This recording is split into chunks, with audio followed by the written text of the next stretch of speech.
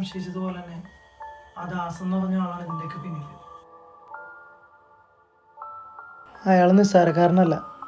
കഞ്ചാവ് എടുത്തും പെണ്ണുകടത്തും അങ്ങനെ ഒരുപാട് ഇടപാടുകളുണ്ട് അയാൾക്ക്. ഈ കാര്യങ്ങളെല്ലാം ഗ്രേസി അറിയുമെന്നായപ്പോഴാണ് അവരെയും അവരുടെ കുടുംബത്തെയും അയാൾ ഇല്ലാതാക്കിയത്. ഇനി എന്താ നിങ്ങൾ ചെയ്യാൻ പോണേ?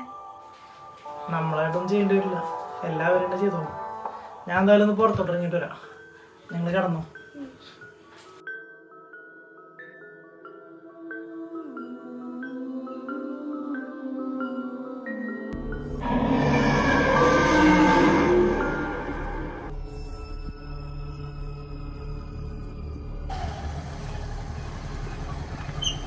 സൂഫി